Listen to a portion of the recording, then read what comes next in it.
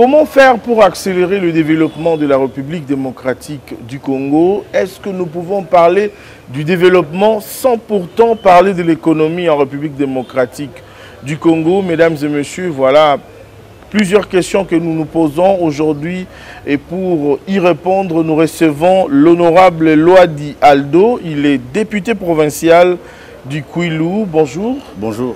Merci d'avoir répondu à notre invitation. Nous vous avons pris à pied levé. En tout cas, nous vous remercions.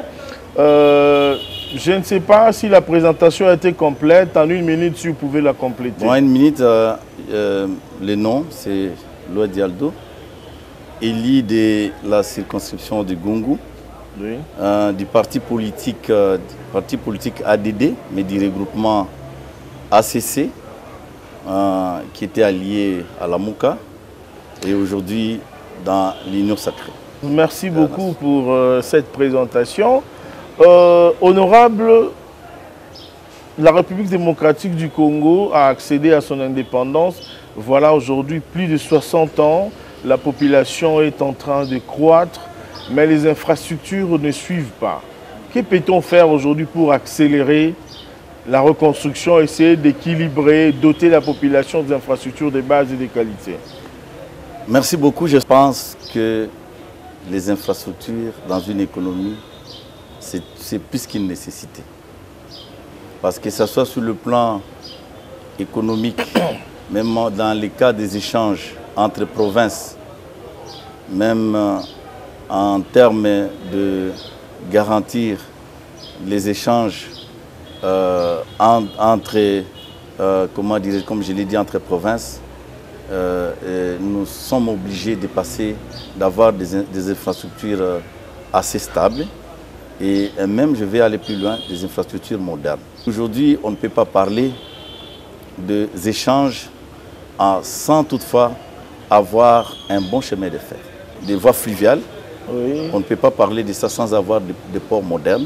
On ne peut pas parler de l'agriculture ou même des échanges entre provinces, comme je l'ai dit tantôt, sans que nous veillions sur les routes.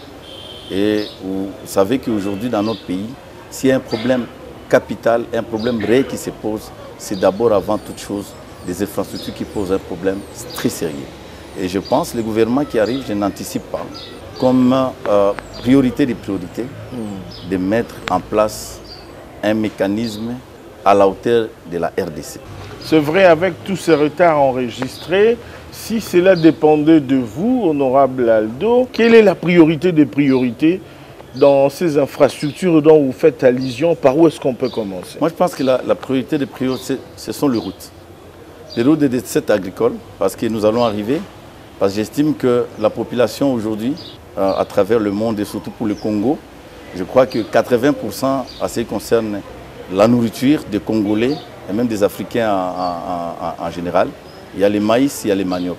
Et pour que nous puissions avoir toute cette production dans les milieux urbains, Kinshasa ou dans les grandes villes comme on l'a toujours dit, Kinshasa, si vous voulez, Kisangani, Lubumbashi, Kananga, Kikwit, il faudrait que les routes des sites agricoles, ça soit une priorité des priorités. Évidemment, nous allons parler, comme on a dit, des chemins de fer qu'il faut réhabiliter parce que les chemins de fer qui est, si vous voulez, avec la SNCC, de Lubumbashi, Mweneditu, comment dirais-je, Ilebo, qu'on appelait à l'époque Port Franky, jusqu'à Kinshasa, il faut revoir ça. Ou de Ilebo jusqu'à Kinshasa. Et là, nous entrons directement dans les domaines fluviaux.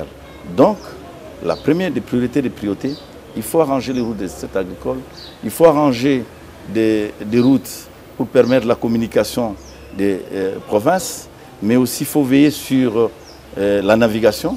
C'est un secteur qui est producteur des ressources, mais qui par moment est oublié parce que les infrastructures n'existent pratiquement pas. Avec les esprits d'aimants qui sont sur le fleuve. Voilà, donc il faut refaire, et dans ces cas-là, j'ai vu, d'ailleurs, j'étais émerveillé de voir que la RVF vient d'être dotée d'un baliseur, parce que moi j'ai évolué longtemps dans ces secteurs, et qui va aller même plus loin, il va aller plus loin jusque dans les Kasaï, vers Mweneditu.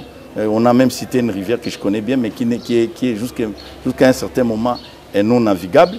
Et pour votre information, Moi, étant donné que j'ai évolué longtemps dans les secteurs fluviales, j'ai découvert que le colon, le Belge, il a exploité cette voie, vous n'avez aucune idée. Partout dans les grandes, les petites rivières, les Belges, les Portugais et les Grecs, ils avaient des petits bateaux partout. Et on avait toujours les balisères à travers tout. Parce que c'est un secteur qui assure le transport, mais à moindre coût, comme économiste. Parce que si vous me demandez de transporter la marchandise de Kinshasa... Le transport fluvial, le transport routier qui coûte moins. Je te donne un exemple. Pour amener la marchandise d'ici Kisangani, nous avons des voies aujourd'hui. La route, ça n'existe pas. Kinshasa, Kisangani.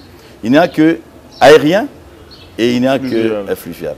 Si vous prenez un sac de ciment, parce que Kisangani, il n'y a pas la cimenterie. Tout vient de Kinshasa, c'est-à-dire du Congo central. Donc, si vous amenez un sac, vous prenez un sac de ciment que vous devez transporter sur Kisangani par la voie aérienne, donc 1 kilo vous revient à $2. 50 kilos vous revient à combien? Pratiquement à $100 simplement en termes de transport, sans tenir compte des frais divers que nous appelons en économie ou en gestion, des frais accessoires, des transports et tout ce qu'ils imaginent. Et quand vous prenez un sac, ici, Kisangani, comme je maîtrise le domaine, une tonne coûte $100. C'est-à-dire une tonne, c'est combien? C'est 1000 kilos. 1000 kilos. 1000 kilos, vous avez combien de sacs de ciment? Donc ça ne représente rien. Donc vous pouvez facilement vendre les sacs de ciment pratiquement comme si vous le faisiez, surtout si vous êtes grossiste, comme si vous étiez à Kinshasa. Donc vous voyez que il faudrait que on ne peut pas comparer. Ce secteur soit restructuré parce qu'aujourd'hui il y a des baleinières qui ne sont pas, non, moi, je ne conseillerais pas aux normes. Je ne conseillerais même pas Aimé.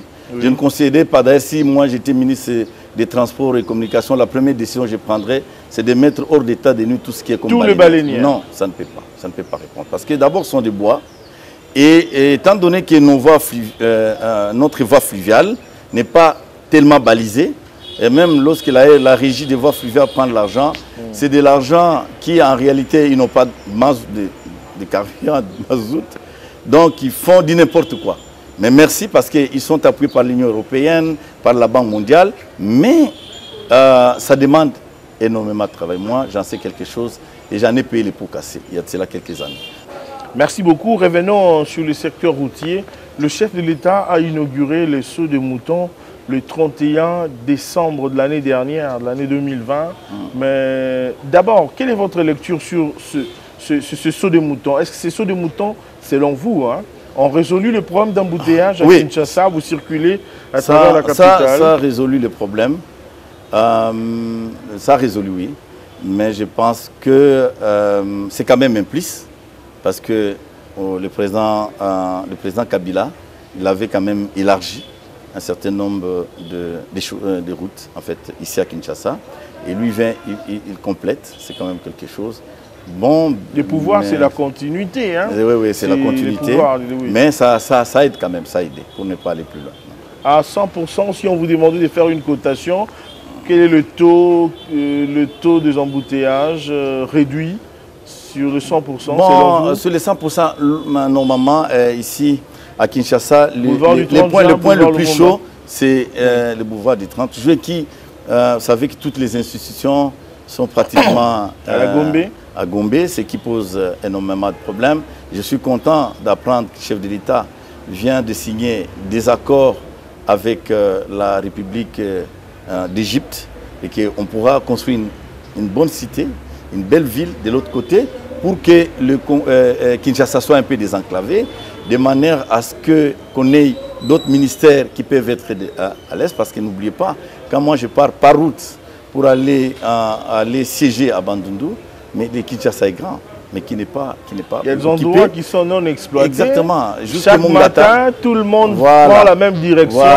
pour aller en ville. Voilà. Alors on peut décongestionner la ville pour la renvoyer un peu du côté de l'Antsélé, là-bas, là où il y a des espaces non exploités. Ce que j'ai suivi à la télé, c'est coup de chapeau pour ça.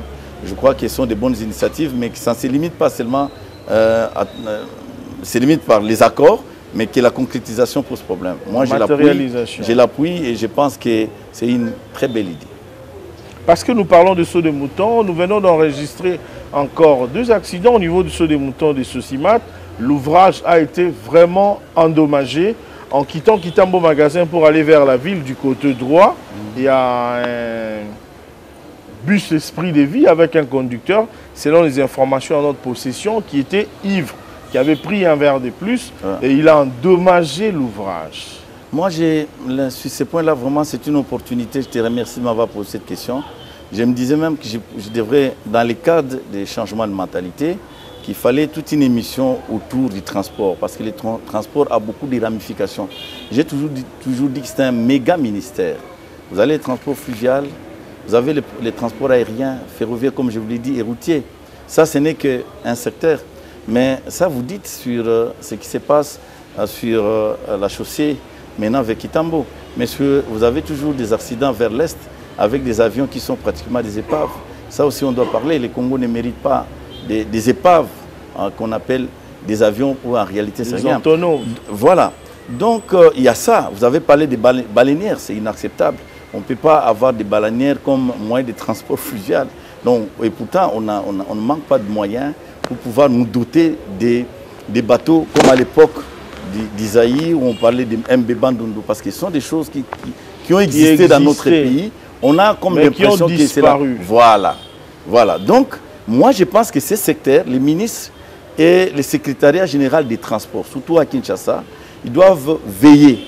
Rappelez-vous, à un moment, on a parlé des contrôles techniques. Quelle a été la suite? Et même le gouverneur de l'époque... On commençait même à falsifier les documents. À un moment, moi j'observais. On commence, on dit, bon, on va commencer, 2 ou 3 jours après, ça devient simplement une formalité. Si c'est 110 000 ou 120 $, vous donnez, et on vous donne les documents, sans voir le document. Et voilà, c'est pourquoi on récupère tout ce qui est comme esprit de mort. Pourquoi on a parlé de l'esprit de vie?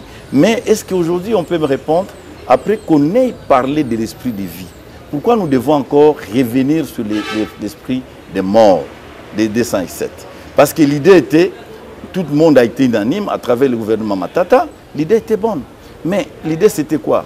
Je connais quand même quelque chose là-dessus. C'est-à-dire qu'il fallait, il y avait une banque qu'il fallait financer, la banque qui avait financé, et qui avait une association des chauffeurs, et l'association des chauffeurs, il fallait permettre à ce qu'ils aient, comment on appelle, des crédits, et qui remboursent, et après Mais après, à un moment donné, l'affaire s'est arrêtée. On est revenu encore, même les esprits des morts qui étaient cachés, on est en train de les monter en gabe et partout là. Ce n'est pas bon, Aimé.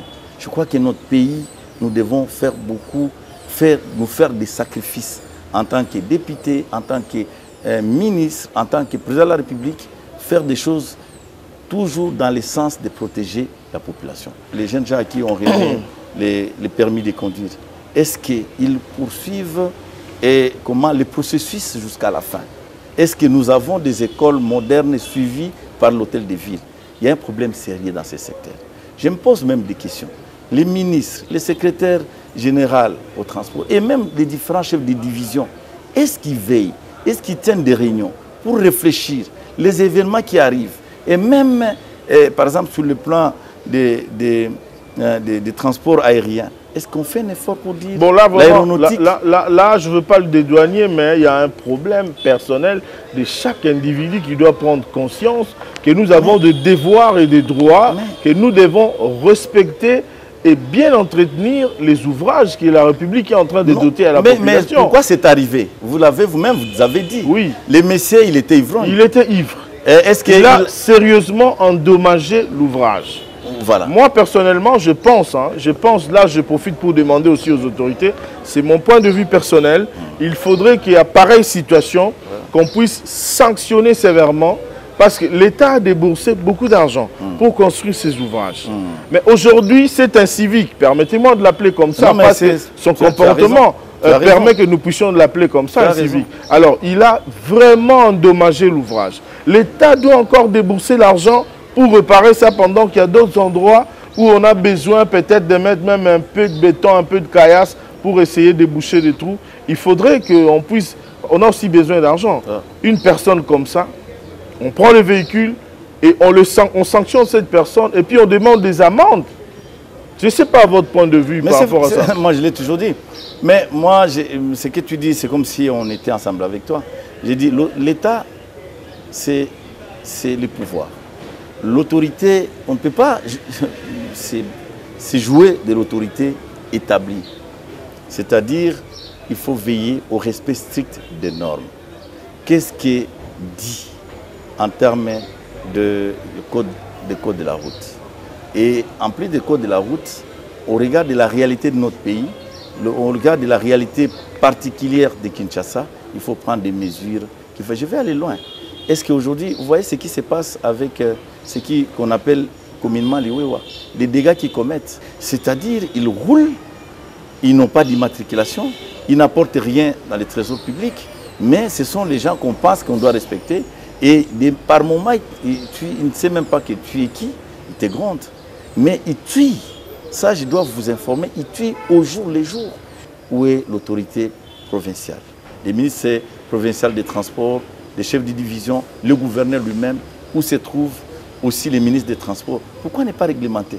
Un message en 1 minute de sensibilisation. J'aimerais que cette fois-ci, ce message passe en lingala pour sensibiliser le conducteur qui utilise ces seaux de mouton. Ces ouvrages, c'est bien indiqué. Le tonnage maximum, c'est 50 tonnes. 45. 50 tonnes. Par moment, ok. 50 tonnes. Et puis, la vitesse maximum, c'est 40 km à l'heure. Mais il y a des gens, quand il arrive là, c'est comme si c'est un pilote qui veut décoller directement. Un message de sensibilisation. Message na lingala bandeko nanga olandanga na tango yo. Naza député provincial ya Kwilu Lwadi Aldo. Mais naza mwana Kinshasa passe na kuliawa. Ona osenga eloko ba oto sala ndingi papa eme otuko senga nanga. Boye bake ouvrage eza mbongo musolo ya l'État mutebimi. Musolo ya l'État c'est que eza na bato basali musala po bafuta mpaku ekota na kesi ya l'État pour que l'État azwa moyen asala.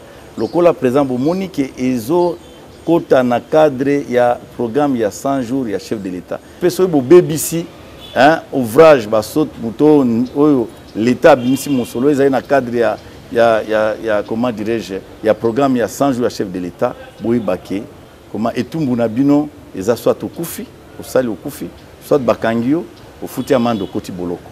Je crois que eza est loko, eza pour na fierté en Mboka, eza les locaux pour na permettre parce que gestion biso batu ya gestion Tolobaka, gérer c'est faire adapter l'organisation à son environnement. Environnement, il y a Congo et Sengaki que na Kinshasa ba embouteillage eza ebele bato bazokoma msala na retard bato bazozonga na bandako na retard nde l'État amona ike na babisika oyo ba embouteillage ezosalema tosala baso moto pour permettre que fluidité ya nini ya circulation ezala donc bandeko na ngai bolanda ba consigne basali bomoni bapesi batie bapano mpona koindike direction nini ya kozwa tonnage nini nazomona na bato ya moto bamati esengeli bon prévu message. Merci beaucoup pour votre message de sensibilisation et on ne cessera de le dire toujours et toujours qu'il faudrait respecter les consignes, les indications marquées au début de chaque saut de mouton. Par là, je profite de l'occasion pour saluer le directeur général de l'OVD, Victor Tumbachi, qui est là pour ce travail fantastique qu'il est en train d'abattre dans le cadre de la reconstruction de la République démocratique du Congo. Non seulement à Kinshasa, mais à travers tous les pays. C'est ingénieur civil qui est en train de se battre bec et ongle. Voilà les genres de personnes que nous avons besoin en République démocratique du Congo. Nous allons parler maintenant de l'économie. L'Assemblée nationale avait voté, je voulais dire, le budget pour l'année 2021. Ce budget sera utilisé par un nouveau Premier ministre qui sera issu du gouvernement de l'Union sacrée avec cette nouvelle majorité.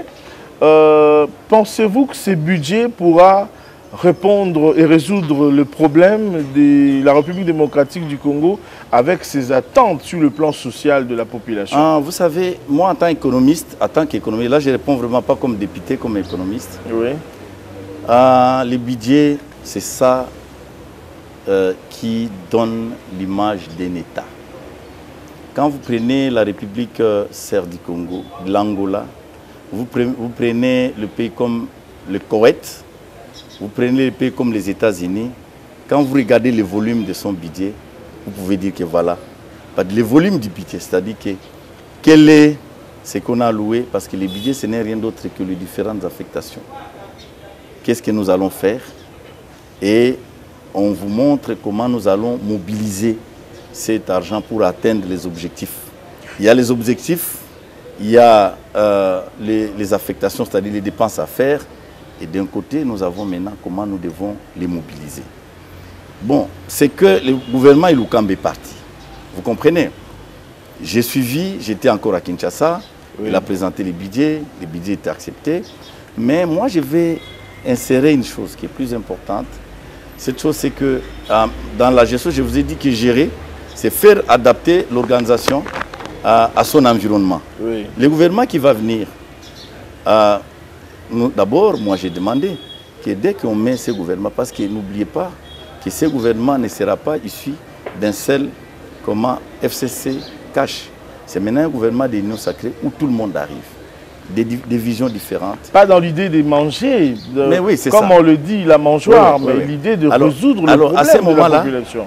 Dans le cadre de la continuité de l'État, je me dis, ce gouvernement qui va arriver, la première chose que moi je demande, ce soit un gouvernement resserré, un gouvernement réduit au regard du problème. Et on doit veiller dans ce gouvernement de réduire les trains de vie de toutes les institutions, mais privilégier davantage le bien-être de la population. C'est-à-dire que l'objectif de ce gouvernement qui arrive, ce soit la lutte contre la pauvreté. Parce que Aimé, ça je dois te dire, tu es à Kinshasa, bien habillé en cravate, mais si tu pars dans l'arrière-pays, surtout chez moi à Gungu, c'est de la misère la plus totale.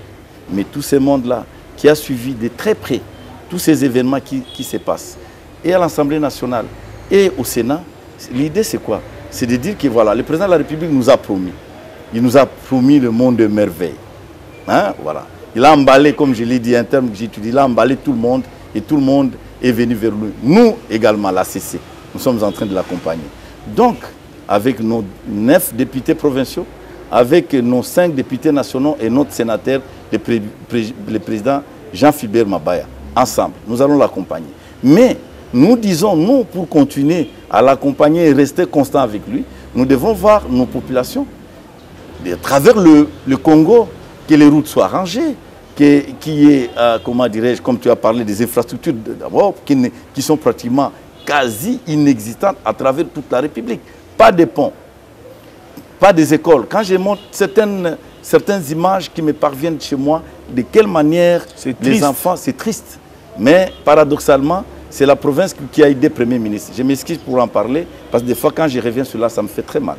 Donc, je me dis, avec ça, dont nous disons, le gouvernement qui viendra, il va faire l'évaluation. Parce qu'il y a la continuité de l'État. Et je tiens à ce que c'est dans un temps record, que ça ne soit pas toujours des débats politiques dans les chaînes de télévision, surtout que maintenant, vous avez la TNT, il y a plein des émissions, plein de chaînes de télévision. Parfois sans contenu. Voilà, sans contenu. Or, le vrai problème, c'est la pauvreté, qui est notre ennemi commun.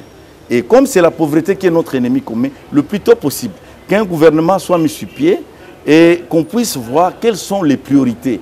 Moi, je l'ai toujours dit, dans toute vie, il y a ce qu'on dit, c'est important et urgent. Il y a ces choses qui ne sont pas non urgentes et non importantes. Où prendre la décision, c'est de voir qu'est-ce qui est important et qui est urgent. À ce moment-là, on se met autour d'une table. L'important, c'est quoi? C'est l'énergie. Il faut qu'on puisse revoir comment on peut redynamiser, donner des moyens à la SNEL et à la Régie des eaux. Comment on peut donner les moyens à l'ONATRA, parce qu'ils sont des sociétés qui sont des locomotives. Tous les jeunes gens qui terminent à l'ISTA, à l'IBTP, à l'UPC, à l'INIKIN, qui se trouvent dans les coins des rues en train de vendre des unités, ce n'est pas le travail. Qui font ce qu'on appelle en économie le chômage déguisé. Ce n'est pas normal. Le Congo mérite, comment dirais-je, des jeunes gens, ils terminent, il est licencié, il est gradué, avoir un bon emploi. Et je pense que le président Félix Tshisekedi, je vous lance ce message. Moi, en tant qu'élu du peuple, voilà ce que les enfants de Gungu attendent de vous. Les enfants de Gungu attendent que nous puissions arranger la route qui mène vers Gungu.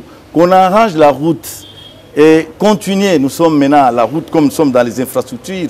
On a la nationale numéro 1 qui quitte, comment dirais-je, Bakongo, jusqu'à chez moi dans les Bandundu en passant. Aujourd'hui, nous sommes déjà à Chikapa. J'ai suivi à la télé qu'il faut qu'on doit continuer jusqu'à Kananga, Mujima. Pourquoi ne pas amener cette route jusqu'à Lubumbashi? Pas seulement ça va créer de l'emploi tout au long, mais ça va créer l'aspect du tourisme impossible. Les ministres des Transports vont se mêler, les ministres du tourisme vont se mêler et ça va porter. Donc, bref, pour répondre à votre question, ils vont faire l'état des lieux, ils vont déterminer les urgences, ça demande quoi et quelles sont leurs sources de financement. Il y a les sources de financement, il y en a deux. Il y a les sources ordinaires. Il y en a trois même, je peux aller plus loin. Des sources ordinaires, c'est-à-dire que l'argent, les recettes de l'État à travers les taxes et les impôts, c'est-à-dire DGRAD, DGI, mais il y a aussi les ressources exceptionnelles qu'apparemment on recourt par des moments difficiles, ce qu'on appelle communément le financement de la banque centrale, hein, la planche à billets qui n'est pas acceptable. Non, c'est pas conseillé. Il y a aussi l'aide bilatérale, c'est-à-dire que les financements étrangers, mais il y a aussi des banques qui existent. L'État doit créer des banques. L'État qui nous est imparti, et non, mais il faut aussi que les banques aimées qui sont ici, toutes ces banques, je n'aimerais pas les citer, que moi personnellement, étant donné financier, économiste, que j'ai déjà étudié, j'ai fait déjà beaucoup d'études sur ces banques, qui ne sont que des banques de spéculation, qui ne peuvent pas permettre aux Congolais d'aller de l'avant, de se développer. Mes frères et sœurs de l'IDPS, vous avez un parti historique, vous devez être des conseillers des chefs de l'État, parce que vous êtes plus proches. Nous, l'ACC, nous allons l'accompagner. La Mouka, à travers MLC Alliés, ils sont à vos côtés, avec le président Bimba. Le président Katumbi est là, le président Mabaya est là. Prenez ces calibres autour de vous, sans oublier l'honorable Rombo Fumani, qui est de Kokis de Bandundu, qui fait un travail remarquable pour notre province, avec son parti politique ADD. Et vous savez, nous sommes un parti travailliste. Si nous vous démontrons un jour, je vais vous amener chez nous, c'est que nous faisons un travail extraordinaire. Nous, l'ADD s'est substitué à l'État. C'est substitué à l'État et personne, aucun député, ni national, ni provincial, moins encore les sénateurs, peuvent venir. Et ça, nous le faisons avec des moyens de bord, des petits salaires, des petits points en bois, des petits ceci, ainsi de suite, même pendant que... C'est par amour du pays que vous le faites. Amour du pays. Et nous avons besoin des gens comme ça. Ensuite, un bon gouvernement, les choix des hommes qui doivent l'animer. On va en arriver là, honorable. Je profite pour saluer aussi l'honorable Rombo Fumani. C'est vraiment un aîné. Vraiment, s'il est en train de nous suivre... c'est un messie, mais dans l'ombre. Merci beaucoup. Nous allons prendre une petite pause pour parler ici des attentes du nouveau gouvernement qui sera issu de l'Union sacrée. Nous avons interrogé Laurent Batoumona, président du mouvement de solidarité pour le changement, MCR. Il est également coordonnateur de forces politiques alliées de l'UDPS. Juste après une cérémonie d'échange de vœux qu'il a organisée avec les membres et cadres de son parti, nous l'avons arraché cette interview que nous vous convions à suivre et nous allons nous retrouver juste après pour poursuivre cette émission. Je prends la parole en tant qu'autorité morale du mouvement de solidarité pour le changement. Vous savez que par rapport à mes fonctions, je dois m'exprimer d'une manière continue pour ne pas faire fâcher les uns et les autres. Vous savez que nous sommes à la fin du mois de janvier. L'année 2020 venait de s'achever. Nous avons entamé 2021. Des traditions, dans une organisation sérieuse, il y a toujours un échange de vœux. L'échange de vœux qui contient beaucoup d'aspects. L'aspect rapport de l'exercice, soit l'année 2020, où le MC a brillé de 1000 feux. Vous devez vous rappeler que ce qui a déclenché la transformation politique de notre pays aujourd'hui, les effets ont commencé à travers les meetings que les mouvements de solidarité pour le changement avaient lancés au stade Vélodrome de Kintambo.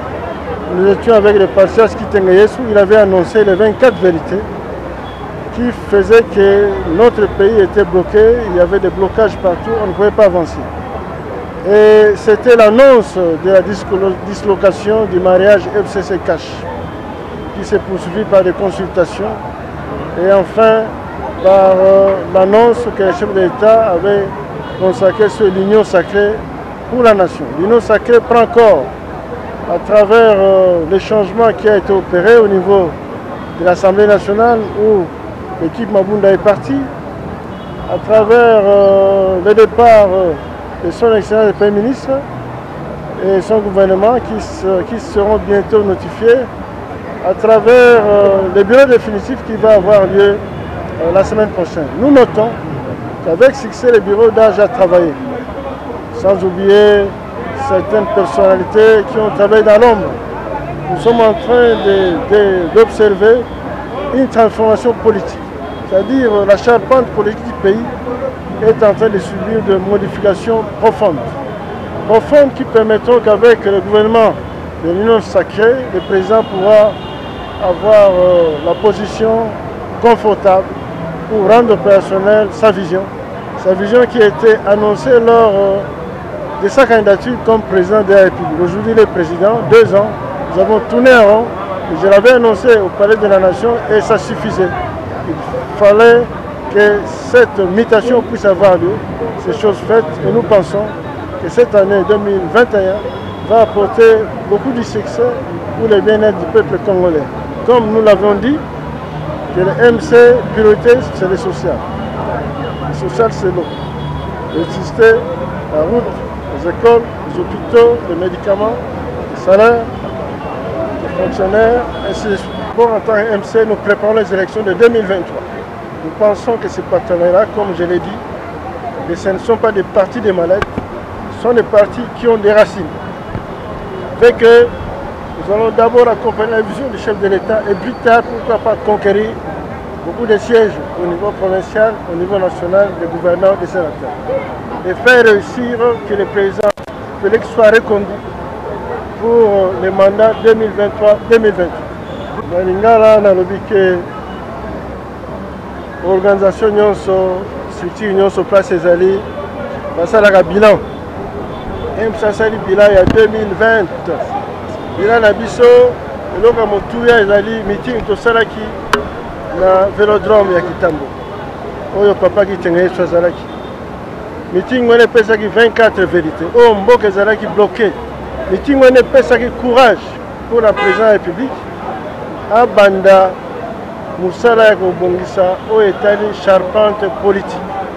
Yango nde ekomi lelo assemblée ya Mabunda ekei, gouvernement ya Ilunga ekei, tokozela bureau ya sika ya assemblée nationale, bango nde makunzi misato ale kosala ke mboka etambola lolenge oyo président alakaki bato na ntango asalaki baélection na 2018 alakaki ke tobongisa mboka oyo etali social elakisi kimia ezala na este, social elakisi bana Congo balia malamu, social elakisi population azwa mwinda, azwa mai, population azwa na nzela kitoko, population azwa kisi na hôpital, population a bénéficié de banzela ya sika comme baso de mouton, bakire ba rivière, ba fleuve, population kosenga salaire efutamaka na ndenge ya solo ba militaire, ba policier, ba enseignant, bekola kitoko, hôpital ya kitoko. Sima ya bilan wana tosali nde tolobi 2021 mbula ya action président Félix totikala ye couloir asala mosala comme bandeko makambo epanzani tokanisiki mosala solo ekosalama ikongo kisala ebanda mosala ebanda. Vous venez de suivre Laurent Batoumona, comment est-ce qu'il est en train de parler. Il soutient également le président de la République depuis Laurent Batoumona, avec leur structure force politique alliée de l'UDPS, Union sacrée pour la nation, avec toutes les institutions aujourd'hui qui sont acquises au président de la République, c'est-à-dire ils vont travailler dans sa vision.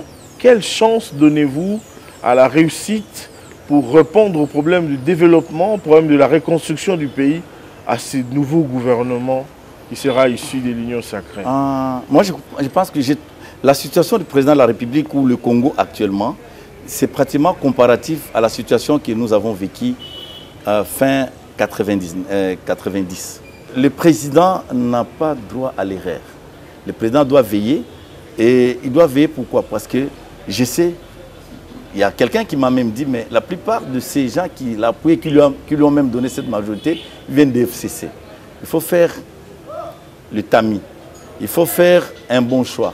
Parce que dans tout ce que nous faisons dans la vie, si on ne fait pas un bon choix, on le regrette. Et lorsqu'on le regrette, c'est déjà tard.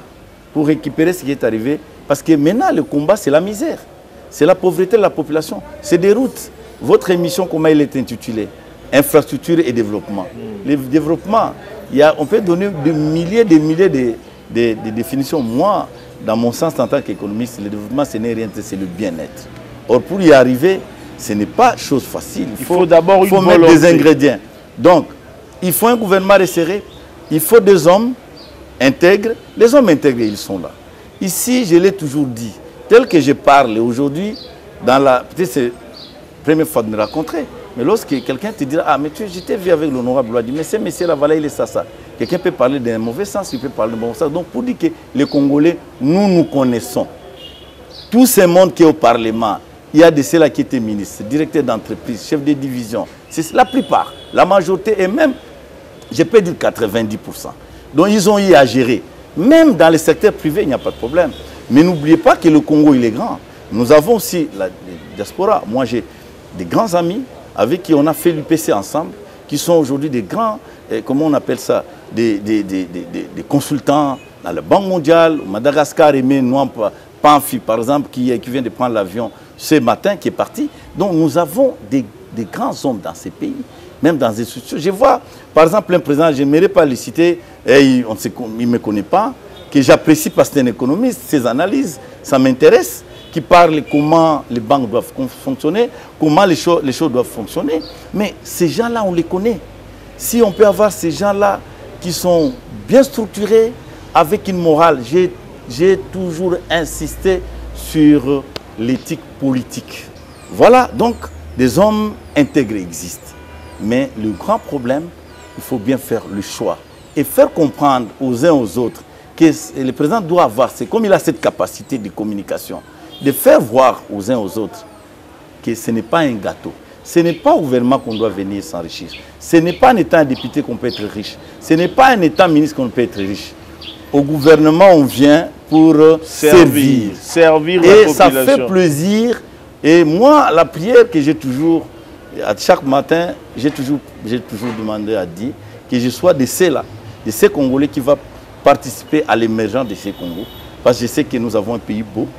Et Dieu m'a donné la grâce de passer dans une bonne université, bien instruit. Pourquoi je ne peux pas participer à la reconstruction de ces pays? Et qu'on parle du bien de l'Ouadi, et non à mal, il a détourné, on l'a vu. Non, non. Je crois que les Congos, pour se développer, la mentalité, mais aussi il faut mettre au d'état de nous. Et la justice.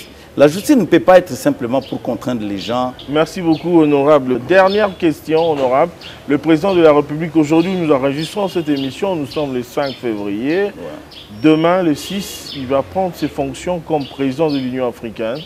Qu'est-ce que la République démocratique du Congo va-t-elle bénéficier par rapport à ses fonctions? Moi j'ai vécu, quand j'étais à l'université, j'ai vécu comment le Congo Zaïre à l'époque, pendant les dernières années, vers les années 90, comment le Congo, sur le plan diplomatique, c'était un pays isolé.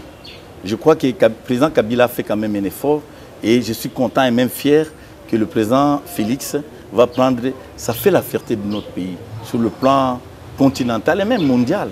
Quand on est président de l'exercice à l'Union africaine, c'est-à-dire maintenant il faut que ça soit effectivement, que ça marche de pair avec l'émergence du Congo, que le président de la République mette à l'actif cette diplomatie, c'est qu'on est en train de, comment dirais-je, tout le monde parle du Congo, tout le monde veut du Congo. Donc c'est pour nous une occasion que le Congo puisse réapparaître, mais maintenant avec beaucoup d'élégance, beaucoup de probité surtout, qu'on sache que c'est un pays où maintenant on ne peut pas voler, et que le pays, et je vais dire, vous savez, J'aimerais que ce qui s'est passé avec Papa Tshisekedi, quand il avait pris le pouvoir, il était élu Premier ministre. Vous savez ce qu'il a fait? J'aimerais que ça coïncide avec ça, c'est-à-dire que le président Fachi, en prenant que tout, il y a plein de choses à faire. Et des fois, je me pose la question, pourquoi nous disons les gens chôment? Au Congo, on ne pouvait pas chômer parce qu'il y a plein de choses à faire. Mais ça demande quoi? Une bonne gestion, une bonne moralité, un bon gouvernement. Je vais vous laisser 2 minutes. 2 minutes, oui. 2 minutes pour conclure. C'est-à-dire, qu'est-ce que nous pouvons retenir du passage de l'honorable Éloi Dialdo sur ces plateaux de circonstances? Ce que vous pouvez retenir, c'est que je suis là pour apporter mon expertise en tant qu'économiste et en tant qu'élu du peuple. Voilà, mais je voulais aussi en profiter pour demander quand même que ce n'est pas acceptable que les honorables députés provinciaux, oui. Peut-être pour votre information, qui sont impayés. Ça fait 12 mois, c'est inacceptable. Et aujourd'hui, des amis se sont endettés tellement. Il y a de ceux-là, je vous dis, moi je siège à Bandundu, je prends mon avion et partir et venir. Il faut payer les billets, il faut payer le loyer, même le personnel domestique. Et je vois comment le président du collectif du reste, mon collègue du Kwilu, se bat. Et je crois que vous, les journalistes, tout travail mérite un salaire. Et surtout pas comme un honorable. Quand on appelle honorable, il doit être vraiment honorable réellement.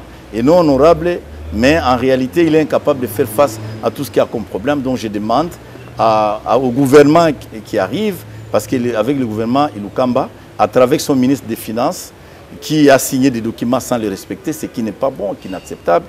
Donc nous disons, c'est le gouvernement qui arrive, nous étions élus.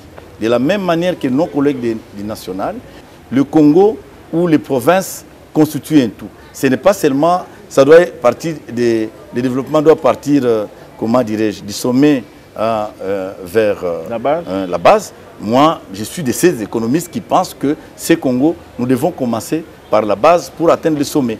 Donc voilà, je vous remercie et je salue aussi, et pour votre information, je l'ai déjà dit, que je suis de l'ACC, qui a pratiquement un grand regroupement qui est non négligeable et qui va accompagner le chef de l'État avec ses 9 députés provinciaux, 5 députés nationaux et 1 sénateur. Donc il faudrait que les gens les découvrent. Et nous sommes là, nous avons comme philosophie politique pour nous, c'est d'abord le travail. C'est d'abord l'homme au centre. Et je salue tous mes collègues députés provinciaux et même nationaux, surtout les nationaux pour le travail abattu, et que nous ayons maintenant un gouvernement, un Sénat géré autrement. Il reste seulement que les assemblées provinciales qui doivent signer. Merci beaucoup. Merci beaucoup. J'ai retenu une chose, c'est la lutte contre la pauvreté, qui doit être comme la priorité du prochain gouvernement. Ça, j'ai retenu. Et c'est ça notre ennemi. Oui. C'est la pauvreté qui est notre ennemi commun. Et la misère que nous devons éradiquer. Et ça doit être l'objectif. J'aimerais que l'objectif du gouvernement qui vient, du prochain gouvernement qui se dise, l'objectif c'est la lutte contre la pauvreté et la misère. Que le Congolais sorte de ces misères. À ce moment-là, tous les ingrédients qu'on apportera vont permettre pour que le pays décolle. Nous avons une terre. Nous avons, j'aimerais que tu sais, nous devons exporter. Et tu sais que la plus forte monnaie du monde, peut-être que les gens ne le disent pas sur le plan économique, c'est le dinar coïtien. Vous savez que un dinar coïtien aujourd'hui, c'est 2,93 € et 3,24 $ américains. Mais les gens ne savent pas. Mais ce sont des pays qui ne travaillent que sur les exportations. Donc le Congo doit retrouver. Mais c'est le Koweït et tous les pays, les pays des Golfe Persique. Ils n'ont que du pétrole que Dieu leur a donné. Mais nous, en revanche, Dieu nous a donné. Il nous a donné une bonne terre où on peut produire pour faire l'échange avec eux. Mais aussi, il nous a donné les minéraux que nous pouvons vendre et avoir des devises. Voilà, donc nous avons tous les moyens pour faire. Merci, honorable. Merci. On va pas tout épuiser aujourd'hui. Je sais que si on ne mettait pas un stop là, on va aller. Votre lecture par rapport à l'émission, c'est la première fois que vous passez ici sur ces plateaux de circonstances. Un mot, en une minute. Je te remercie de m'avoir invité. Comment vous trouvez l'émission, votre appréciation? Il est bon. Ça cadre avec ce que moi j'ai fait au quotidien. En dehors de mon travail comme député, j'aime beaucoup l'économie, j'aime le développement de ce Congo. Je suis de ceux-là qui vraiment Dieu me donnera l'opportunité de participer à l'émergence du Congo. Merci beaucoup, honorable Eloi Dialdo. À vous également, chers téléspectateurs. Nous disons merci infiniment de l'attention particulière que vous nous avez accordée. Le rendez-vous est pris pour la semaine prochaine. Retrouvez cette émission sur notre chaîne de télévision YouTube Aimé Mutombo. Abonnez-vous massivement sur cette chaîne pour être connecté à l'actualité du développement et de la reconstruction. Restez scotchés au programme de la radio-télévision nationale congolaise, la RTNC, la première chaîne de la République démocratique du Congo. Au revoir et à la semaine prochaine.